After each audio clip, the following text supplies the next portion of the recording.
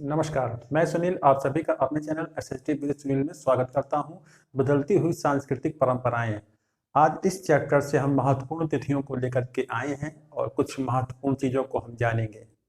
इस चैप्टर में यही बताया गया है कि यूरोप महाद्वीप में किस प्रकार से बदलाव आए।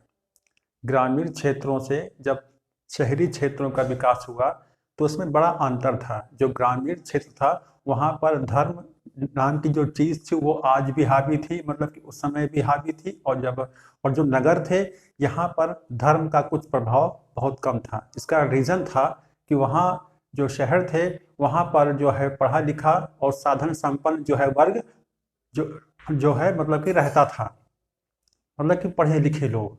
ठीक है।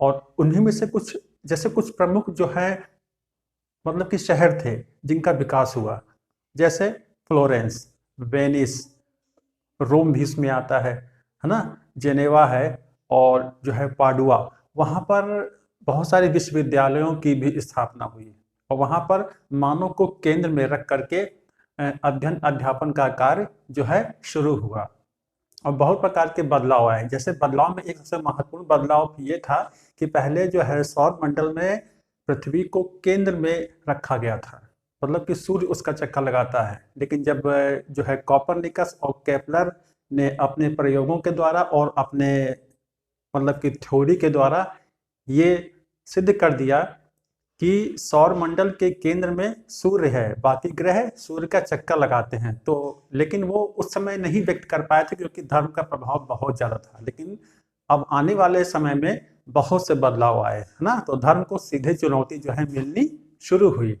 तो एक बड़ा बदलाव देखने को मिला, मतलब कि इस दौरान। तो इस चैप्टर में यही सब कुछ अगर पढ़ा जाए तो बहुत सारी इंफॉर्मेटिव चीजें मिलती हैं। तो आज हम डेटों के बारे में जानेंगे। पहले बाकी तो थ्योरी हम बता ही चुके हैं।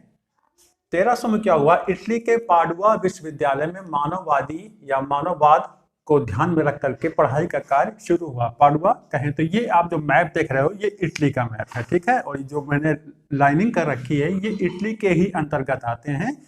सिसिली है, सार्डिनिया है, ये सब चीजें इसमें आती है। तो ये पूरा इटली का मैप हुआ और ये भूमध्य सागर वाला क्षेत्र है और रोमन एम्पायर भी यहीं पर जन्मा था, कह सकते हो।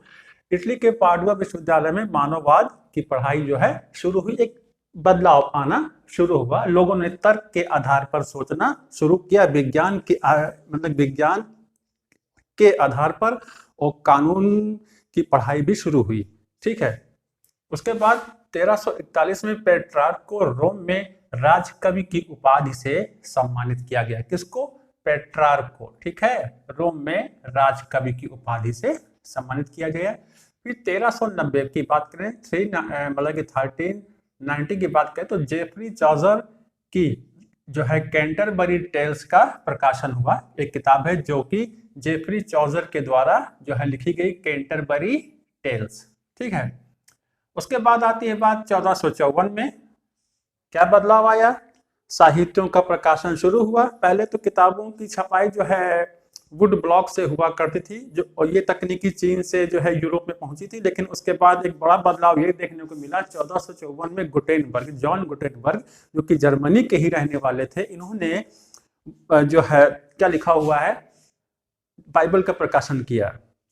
बाइबल किताब का ये जो है ऑलिव ऑयल, जो ऑलिव ऑयल होता है, जो जैतून का फल होता है, उससे ये तेल निकाला करते थे। और उसी मशीन को उन्होंने इस प्रकार से इजाद किया कि वहां पर इन्होंने किताबें छापना शुरू किया और सबसे पहले इन्होंने बाइबल का ही प्रकाशन किया था। ठीक। तो एक बड़ा बदलाव आया, किताबों की जो है छपाई होनी शुरू हुई। तो गुटेनबर्ग के द्वारा बाइबल का प्रकाशन हुआ। जर्मनी के रहने वाले थे। 1454 की घटना है। 1492 में क्या हो रहा है, कोलंबस जो है, क्रिस्टोफर कोलंबस, ये अमेरिका पहुंचते हैं। ठीक है। कहते हैं ना कि ये तो भारत की खोज के लिए निकले थे, लेकिन ये कहाँ पहुंच गए? अमेरिका में। तो अमेरिका की खोज कोलंबस के द्वारा 1492 में।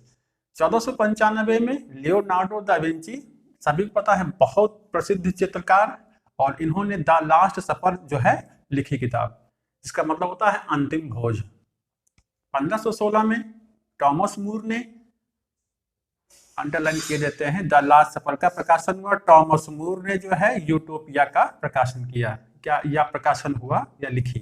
1517 में जो है मार्टिन लूथर, जो कि रोमन कैथोलिक चर्च के खिलाफ हमेशा जो है लिखते थे और बोलते थे, और इन्होंने ही प्रोटेस्टेंट आंदोलन भी मतलब चलाया था रोमन कैथोलिक चर्च की बुराइयों के खिलाफ, है ना। तो इन्होंने ये किताब लिखी 95 थीसिस के नाम से। 1522 में मार्टिन लूथर के द्वारा ही बाइबल का जर्मन में अनुवाद किया गया। बाइबल दो भागों में बटी हुई है, ओल्ड टेस्टामेंट और न्यू टेस्टामेंट।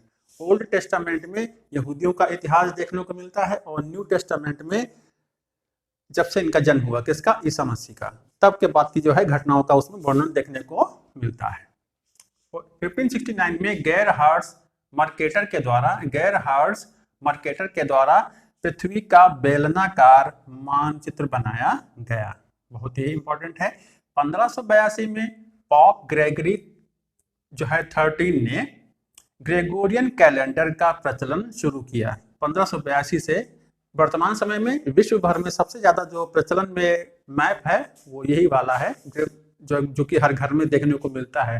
तो ग्रेगोरियन कैलेंडर जो है, इसकी शुरुआत करने वाला कौन था, पोप ग्रेगरी 13, ठीक है। ऐसे महत्वपूर्ण चीजें हैं।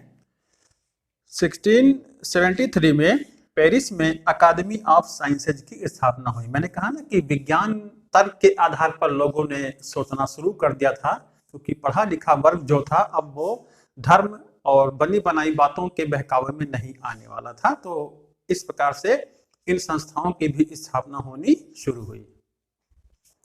1687 में न्यूटन की प्रिंसिपिया मैथमेटिका का प्रकाशन हुआ। तो इस प्रकार से आज आप लोगों ने बहुत सारी किताबों के बारे में जाना और उनके लेखकों के बारे में। किताबों के बारे में मैंने बताया तो नहीं है, किताबों के नाम बताए हैं और उनके लेखकों के नाम बताए हैं। बाकी जब पढ़ा जाएगा तब तो और मालूम चलेगा इन किताबों को कि इन किताबों में और क्या मिल सकता है ना। तो इस प्रकार से ये पूछा जाता है, तो मैंने ये बताया है आप लोगों को। तो आई थिंक आप सभी लोगों को ये समझ में आ भी गया होगा। और ये जो इटली का मैप आप सभी लोग देख रहे हैं, समझ में आ गया होगा। मैंने लिखा नहीं कहीं, लेकिन ये इटली का मैप है और कुछ जो है प्रसिद्ध जो है शहरों के नाम भी हैं, आप लोग देख ही रहे हैं। तो उसको नोट डाउन कर लेंगे, बना लेंगे, और डेट्स को बिल्कुल सेपरेट कहीं पर लिख करके इसको रिवाइज करते रहें। तो कैसा लगा आज का मेरा कंटेंट, कमेंट करें। तो मिलते हैं आपको नेक्स्ट वीडियो में। धन्यवाद।